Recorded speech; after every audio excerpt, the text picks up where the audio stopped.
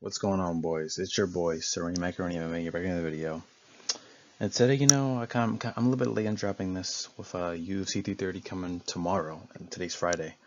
Kind of late dropping this, but it is what it is. I mean, this card's not really nothing, to go crazy about, really. We have both fights I'm really looking forward to on this card. That being the main event, I guess the co-main event, and some other prelim fights that are a little exciting to watch. Now, obviously, brother, I'm way more excited for the Sacramento card that next week. Fluffy versus RoboCop.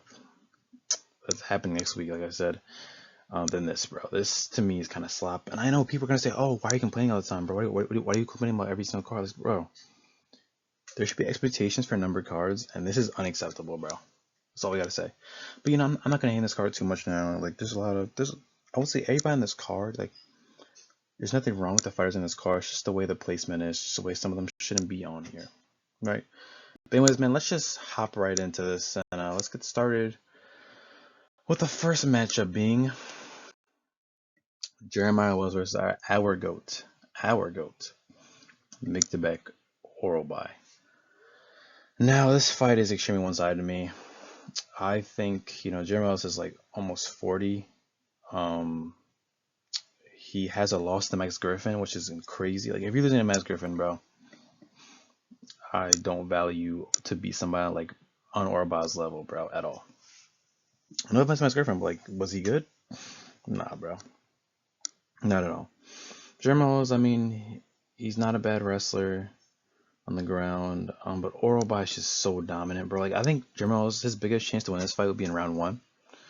I do think he could have, stand toe to toe with Oral By round one on the ground. Striking, not really sure. I do like Jeremiah Wells, he's from Philly, yes, that's where I'm from too. But bad news, brother, you're gonna lose this fight. Oral By is dominant. Like I remember Oral By's last fight when he fought Chris Curtis. Just dominant. I get it was boring, but I'm pretty sure he had like almost like 20 takedowns in that fight, and that's just insane. Like if you can dominate someone like Chris Curtis isn't the best fighter, but he's still like he's better than Jeremiah Wells. But the fact that you can dominate somebody on the ground like that is just crazy. Give me Oral by like round one, submission, honestly, bro. Like or knockout. Just a finish in general round one. Orba's gonna destroy General Wells. Next fight, we have the crafty vet Neil Magny versus Ramiz Brahimaj. Now, a lot of people I've been seeing are going for a heat with Ramiz Brahimaj, and I get that. I understand he's a crazy submission threat, yes. But you really have to wonder, like, is he gonna really finish Neil Magny like that? Like, nah, I don't think so. The Magny has the reach advantage. I think reach in this fight is gonna be a good factor. I think the Magny's a better, like I would say he's a better striker. Like he really knows what he's doing. Like I say, he's crafty, bro. He has submissions. He has a striking. He's pretty good at getting out of exchanges with other people who are pretty good grapplers as well. Like we're not gonna count out Neil Magny. Like Neil Magny's definitely good. Like not good, but he's definitely a solid welterweight still in this division, bro. He still knows what he's doing. And I do think he's gonna be Ramiz Brahimaj. I'll say by decision. Brahimaj is really gonna try to go, get him to the ground, because that's his game. Get people to the ground, submit him. But overall, he's going to lose this fight by decision. This is gonna be I'll say this be a decent fight. Like this is not a bad prelim fight, early prelim fight. This is a perfect fight. But give me the crafty vet Neil Magny by like a little crafty 29-20 or 29 or 29-28 decision. I think so. It's gonna be a close fight, but Brahimaj is not that good to be. I don't think he's gonna be that good to beat Neil Magny. No offense. Anyways, move on. Next fight. Now with this fight, I had to do a little bit of research on Lucas right now because this is his debut. But I'm not gonna lie, I'm kind of scared for Rafael Tobias, bro. Was I high on Rafael Tobias? I would say when he won the Contender Series, I was definitely like, okay, I like this guy. I think he can, do a lot of dangerous stuff in fights. I do wonder if he really is gonna, become something in light heavyweight. Like some in the rankings. obviously like a contender for a belt, but some of the rankings, you know. But I just don't like after he lost to Dair Nurgazai. It's just like I don't see as much hype as him like I did before, bro. And I don't hate Raul Altabay. I think he's a pretty good fighter, but like you're getting beat by Nurgazai, bro. Like Nurgazai has a good striking is his thing, but like he just really couldn't do nothing in that fight, really. Now Lucas Fernando, um, he has an 80-inch reach, already crazy reach advantage in this fight. He's a monster from what I've seen, from what I've looked at. He's just a dominant fighter, bro. Really. Now, is he like a top level guy? No, no, no, not at all. But is he a guy who can make a statement in his first fight? For sure. Now, this fight's really tough for me to really choose someone. At first, I was going for Tobias, but I'm kind of leaning more to Lucas Fernando, like, cause this dude is a monster, bro. I've seen some of his body shots and all that. He makes people flinch. He destroys people really well. Rafael Tobias is not trash, but like that last performance, his first fight in the UFC was utter ass. Like, he didn't look good. I'm gonna go Lucas Fernando. This fight's gonna be a dog fight really in round one. So give me a round one finish by Lucas Fernando. I'm telling you, this card's gonna have a lot of finishes. We have a lot of guys with finishing capability on this card. And Lucas Fernando is one of those guys who can finish people for sure. Quick and easy. Fight ends in round one. And a lot of Lucas Fernando's fights have been in round one too. If you look at his resume, a lot of his finishes he finished in round one. So I could see happening here too. Move on. Next fight. That being another crafty guy who we all love. Another guy we also love too, and Tresean Gore. Vicente Luque versus Tresean Gore. This fight is very interesting. Another interesting matchup here. Tresean Gore has a very nasty record, bro. A very nasty, nasty record. And he lost to like Rodolfo Vieira, who's a Eric Mechanical victim, who's another person on this card we're gonna talk about as well. Obviously, he had a crazy underdog win against Azamat Bakoyev, which is I in that on that card I had Bakoyev winning that fight, but he just came out of nowhere and submitted him, which is nasty. I do know he's known for his like guillotine, his standing chokes, bro. That's what he's known for. He's known for making people tap on the feet. With like the striking, I don't really care for that. I really care about his ground game. But now with Luque, he's both. He's both of that. He has a striking submission. Yes, he's come off a win against Kelvin Gastelum, submission win, round one on UFC 327. Pretty easy win for him. But Luque, like, he has some bad losses, he has some good wins. Like, I think Luque, one has experience over Tresean Gore. Two more crafty. I think now on the ground, I think he has a good chance of being interesting on the ground. I want to say it was kind of similar to even, I guess, but on the feet, the striking, Luque could definitely break him down and end up finishing him. I think this fight could go. This fight is definitely going to pass round one. I would say probably like round two, early round three, maybe like a finish for Vicente Luque. So I'm gonna take Vicente Luque by like a finish, late round two, early round three. Next matchup we have an upcoming middleweight prospect in Dante Johnson versus Eric Mecanico here, kind of an older guy. Not impressed with Dante Johnson at all. I really think that he had a very questionable performance with Cody Brundage. It was a split decision win too. Cody Brundage is a very sloppy guy. I like Cody Brundage too, don't get me wrong, but very sloppy fighter. But a lot of losses in the UFC too. And I just think that this is a tough fight to really grade. Eric McConnell is not bad though. Southpaw. He has kind of explosive burst sometimes. He's not a bad counter striker. Good reach. He sets up a lot of his strikes too. Like he can blend in a lot of with his jiu-jitsu, with the wrestling he has, and even with some of his striking. But I think this will probably be Dante Johnson's toughest fight in the UFC. Yes, he has a height disadvantage too with Eric Mecanico. But overall, I'm gonna go to Dante Johnson by like a finish. I do think this fight's not end round one like most of his other fights. But this fight will go to the distance a little bit. I didn't think I'm gonna finish. I'm gonna kind of go later in the fight, maybe around late round two, I think. But I'm gonna take Dante Johnson by a finish here, man. Very questionable guy though. Like he got tested crazily in that fight against Cody Brundage, so very questionable. But I'll take Dante Johnson here. I feel like this is a pretty good, like pretty solid pick for this fight.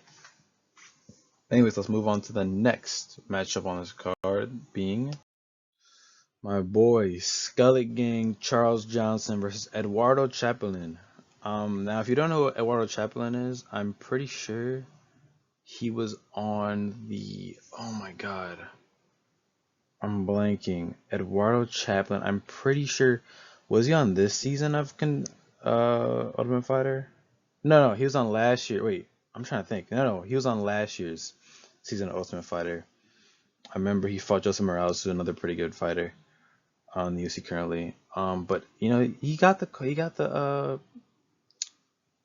call up here for this fight. I do think this matchup is interesting. This is a catchweight bout, just because he's taking on late notice first of all. Because originally, a lot of people doing this. I'm pretty sure everybody knows this at this point if you've been keeping up with this. He was supposed to fight Jose Ochoa. Charles Johnson was. I think to me that would have been the better matchup, more exciting matchup. I don't dislike Eduardo Chapelin. I kind of forgot about him. I'm not gonna lie, bro. I do think Charles Johnson's kind of a loss against Asama Bayev. A nasty. What was it? A twister or a stretch submission, bro? That was a nasty submission. Now for Eduardo Chapelin, I like his striking better than his ground game. I know Charles Johnson does not have the worst ground game, but I don't really care for that. I feel like this fight's going to be a striking fight. I like him more on the feet. Like with some past performance, I think it's Charles Johnson fighting well on the feet. Like obviously when he beat Loner Kavanaugh, he knocked him out, which is crazy, bro. Think about it. Charles Johnson has wins over Loner Kavanaugh and Joshua Van. One who's the current champion, the other one's what's it called, contender for the heavyweight belt. And I remember he had a pretty good.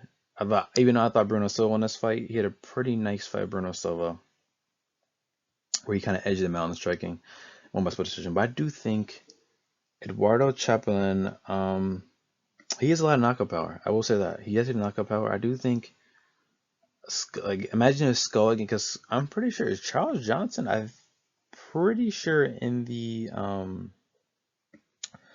flyweight, I'm pretty sure Charles Johnson should be. Is he still ranked after his loss to Asama Bayev? I don't know. I don't think he is actually. I don't believe he isn't ranked anymore. But he's a former ranked fighter, and I think Eduardo Chapelin has a very good chance of winning this fight. And he's the knockout power, right? He's a nice. I've seen his jab. It's solid. It's nice. He's pretty tough. He's some shots, but he's also likes to return shots too, so he can counter strike. This grappling, I do know in the Contender Series where he's working with Daniel Cormier. I think he also worked with him off that too. So he definitely, if you're working out with Daniel Cormier in terms of your grappling skill, I definitely think he has a grappling advantage in this fight for sure. And he has pretty good pressure on the ground. I've seen not bad takedown defense. He can stuff takedowns if he needs to. But yeah, you know what? I'm gonna still go with. I feel like, oh my gosh, it's tough. Ah man, I want to go with Charles Johnson really badly because I love Skullet Gang, bro. But I'm not gonna. I might have to go for Eduardo Chapelin. Yeah, I'm gonna go for Eduardo Chapelin here. This is on the flex. It's I forgot LC Ochoa dropped out, so we're going with Eduardo Chapelin here.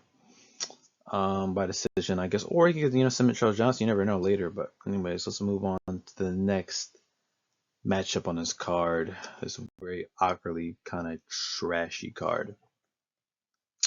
Next fight, we have actually a pretty nice fight on here in welterweight here.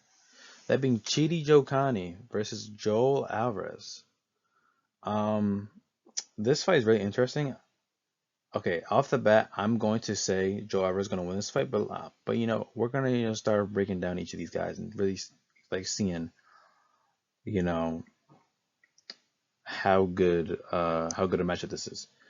Now, one Jokani is he's a Muay Thai based fighting style, very precise. He's a long reach too, think in this fight that definitely could help him, could come in handy. Now, Joe Alvarez, he is such a good grappler, bro. I do think Chidi Joe Kani is gonna have a very hard time with his grappling. Obviously, Alvarez come off a loss to Yaroslav Amosov, but that's a guy on a whole different level, bro. He's coming for the welterweight belt.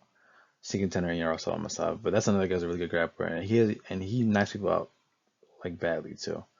But in this fight, I'm going to go with Joe Alvarez, like I said before, just because the grappling in this fight. I do think Chidi Joe Kani, Joe Alvarez should be very scared of the explosive power from Joe Kani, and if they ever get into a clinch, he should probably get out of that pretty quickly. So just because if you're a Muay Thai based fighter and you're in the UFC and you're gonna clinch with somebody, instant thing is the knees, the elbows, which is so dangerous, and that could easily knock a Joe Alvarez. So Joe Alvarez should really avoid the clinch. And if I have Joe Kani, who's really good at that, and he should just really try to get in his face and maybe take his back or take him down, double leg, whatever. Try to submit him. But I'm gonna take Joe Alvarez here. This will be probably the closest fight on the prelim so far. This fight and the Dante Johnson fight are gonna be really close fights because you don't know who's really gonna win this fight. But at the same time, both these guys have things that the other one gonna be hard for him to defend. But at the end of the day, I'm gonna take Joe Alvarez here. He's such a sharp grappler, bro. Dangerous. All right, let's move on. Next fight. That being Edson Barboza versus Esteban Rivic. Man, Unk is still like, think about this, bro. Unk is like, Edson Barboza is still fighting. Wow, and he's on the main card. Like this now, we've entered the main card, bro. Entered the main card, and we're here. Edson Barboza. Start with him. He has the reach advantage in this fight. Pretty good reach advantage, but that's not gonna save him in this fight. It's just that his chin is giving out on him. He's getting destroyed. Like, he's on 3 for the streak, first of all. He lost to Jalen Turner. Russell Drecker Klaus. Russell Roman Murphy. Like, he has a great career in MMA and in the UFC in general. But we got to be honest here, bro. He's done, man. Done in terms of, like, he just can't compete against guys like Esteban Rivic, bro. Guys who are that good at what they do. Rivic is a knockout guy. He knocks people out. He damages them up. He's pretty not a bad striker. In the UFC so far, he's been like, a couple wins, lose, win, lose. Like, he's kind of lost to Mateusz Gamrot, which is fair, and he got submitted, which is fair. Mateusz Gamrot, Gamrot lost to South Code. He's still elite pressure wrestler. His grappling is insane. We already know that. That's fair. Rivic has the grappling, has striking. Edson Barboza, bad news, bro. You're getting knocked. You're either getting outstruck in this fight, which I believe he will, or knocked out later, bro. I just don't see Edson Barboza really pulling this off. And if he does, I'm all here for it. I want Edson Barboza to win this fight, but we gotta be realistic in this, bro. His time has come, bro. I do think he could fight one more after this fight, but I think he needs to really kind of, stop. Like, he looks good. Like, I've been seeing him. He looks fine. He looks ready and good for this fight. But I just don't think he beats Esteban Rivic, bro. Rivic is dangerous. Very dangerous guy. He has a lot of finishing ability. And Barboza's chin is, kind of cracked, bro. Very shaky. So I do think I'm gonna give this to Esteban Rivic by a finish, bro. It's probably most likely gonna be a finish in this fight. Don't want to be that guy, but we gotta be honest here, bro. That's not looking good for Esteban Barboza. But anyways, man, move on. Next fight in the main card, and I honestly don't know how this fight's on the main card. Genuinely, bro. How was Mansur Abdul-Malik versus Dustin Stoltzfus on his card, bro? Anyways, we got a prospect and Mansur Abdul-Malik versus kind of a UFC vet, I would say, and Dustin Stoltzfus. He has like around 10-ish fights in the UFC. He's been around here for a while. And let's be honest here, bro. Even though I dislike Mansur Abdul-Malik a lot, I don't think he's that good. I don't like his character. I just like his fighting, bro. He's just not that good. He got by Yusri Belgarari his last fight. I mean, he's won fights, but like he's beating guys like Nick Klein. It's like Nick Klein's not good. being as like Cody Brundage, who and actually he went to the draw of Cody Brundage, was just like insane. That's questionable. He beat like Antonio Tricoli. Like some of these ones I don't care about. Tricoli's not good anyway. Like he was on a losing streak before that, so doesn't matter. Now Stoltzfus, don't count Dustin Stoltzfus out just because the odds, and we look at how their styles. Stoltzfus is still a dangerous guy on the ground, bro. Dangerous. I'm telling you, he's dangerous on the ground. I've seen I've seen a good amount of his fights. I haven't seen all his fights, but I know he's dangerous on the ground. But his chin is like it's just so questionable. He lost to Kelvin Gastelum, and if you're getting again outclassed by Kelvin Gastelum in 2026. We have something to talk about here, brother. Big time. Like you're getting outclassed by Kelvin Gastelum, brother. We have to talk. And in that fight, he got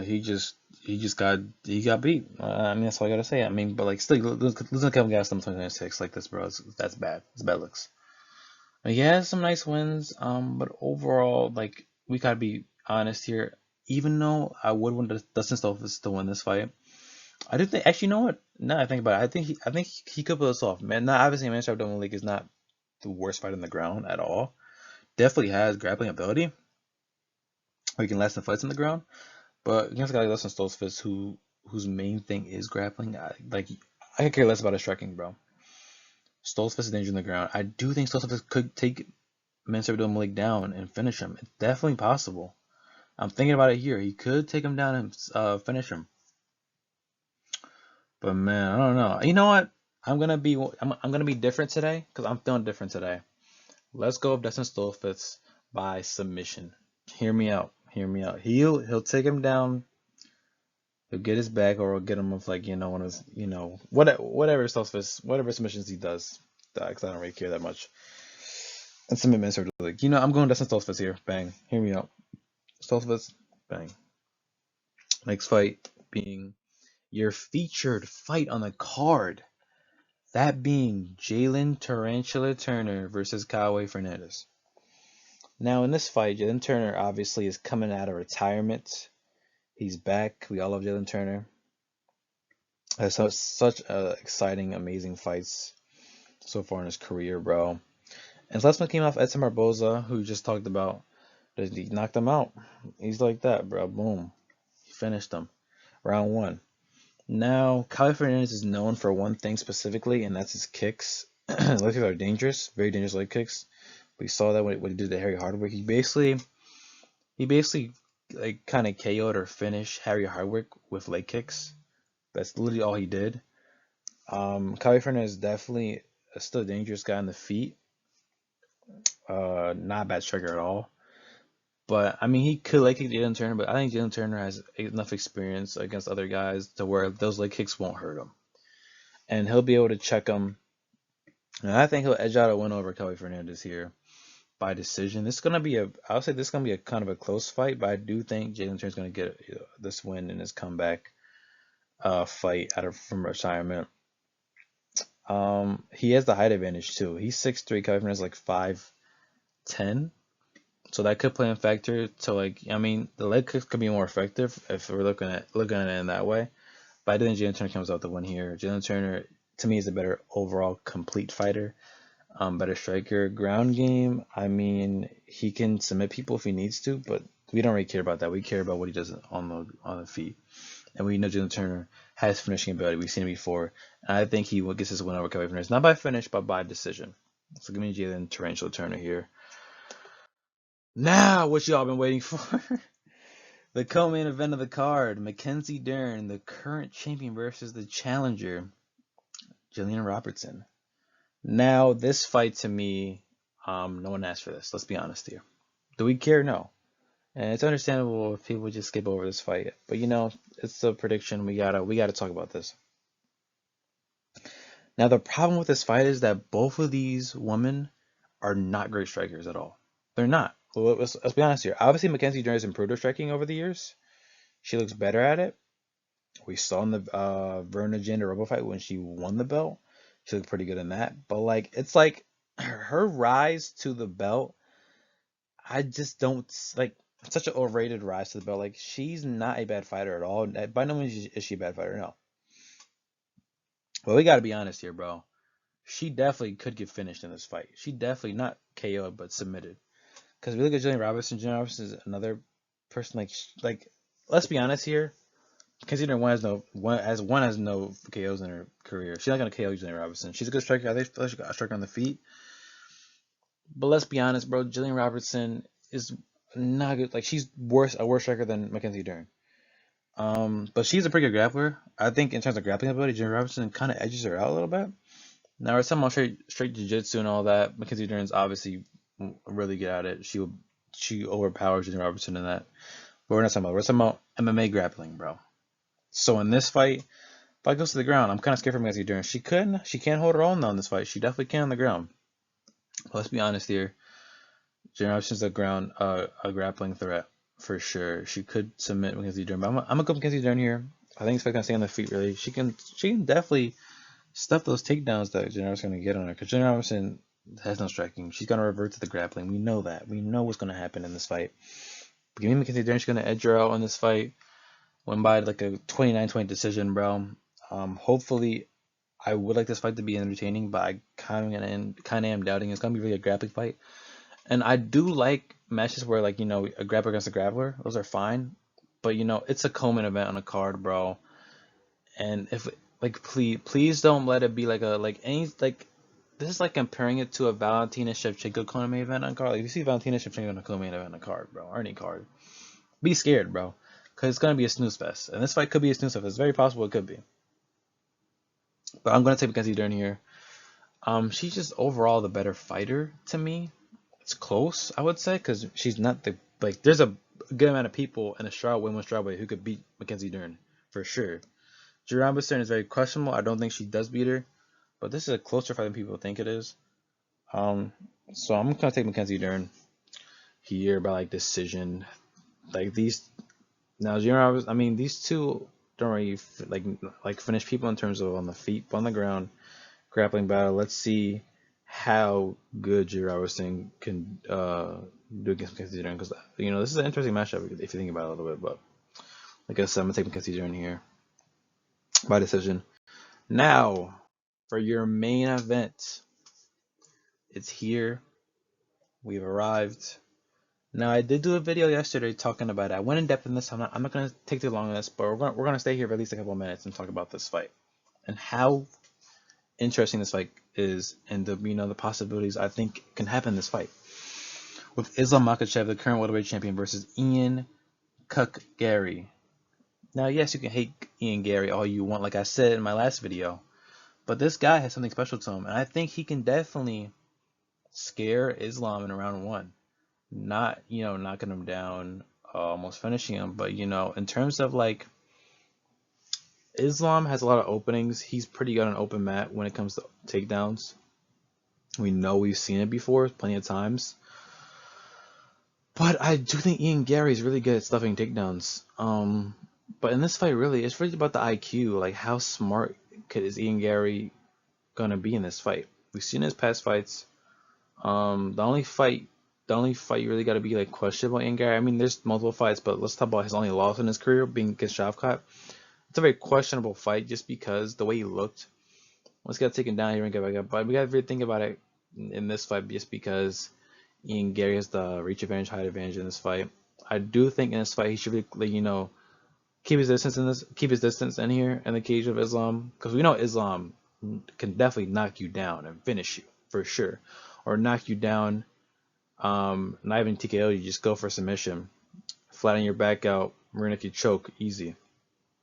Well, this fight's not gonna end around. This fight's gonna go for I think the latest this fight stops, or the earliest this fight stops, is like round 4, and that's late in the fight.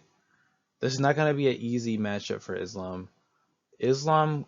Like people are saying, Islam's gonna cruise to Ian Gary. No, it's not gonna happen. Ian Gary's number contender for a reason. Although people don't like it, I'm not a fan of it either. You cannot discredit the skill he has in welterweight, how good he is. But we gotta be honest, he's losing this fight by decision, bro. Just as finishing ability, but Ian Gary has finishing ability, so we've seen before, but that's like early. early on for Ian Gary. And Islam, he really just, like his last fight was JDM. It's really just like him taking JDM down, keeping him there, holding him, trying to finish him, actually finish him too. But it's like, come on, bro. That was kind of boring, low-key boring fight. Although I don't want to see Islam have the belt anymore, cause like I was kind of tired of him headlining all these cards, bro. He puts on good performances a lot of times, but it's annoying. We want to see a new champion. So hopefully he does something with the belt, bro, or just, I don't know, moves down or something. I don't know. But in this fight, I'm gonna take Islam Makhachev by decision. I feel like it's gonna be a close, not by split. I think he's gonna take. I think Ian Gary could take a round 1 or round 3, but then you give Islam like round 2, 4, and 5. I think that's how the fight's gonna play. Ian Gary's gonna take like the first round to me, having his takedowns, keeping Islam away, striking with him a little bit, making sure he doesn't get knocked out. Because we've seen what Islam does on the feet before. We've seen him. He's knocked out people before, for sure. We've seen what he does. He's dangerous on the feet. Gotta be scared. But I think Ian Gary can last in round 1. I think round 3 he can maybe edge out Islam in round 3. Islam's probably used to it eventually, and just take him down and just keep on being aggressive in this fight. End up winning by decision, like 50-48, 50-49, something like that. Whatever, 50-49 most likely. But yeah, I'm gonna take Islam Makhachev to retain his belt and possibly be the GOAT, one of the best fighters of all time in the UFC. Really, honestly, that's the conversation we need to have if he wins this fight. But anyways, man, that's gonna end the video. This card is interesting, a lot of interesting matchups on it. Kind of underwhelming, but we cannot hate the fighters, hate the people who did this, like Dana White. Dana White's the reason for this. But anyways, man, if you enjoyed the video, like and subscribe. I'm excited for this card. I will miss the first couple of fights, but I'm excited for the card. Yeah, man, that's gonna be it, man. Peace. I'll see y'all.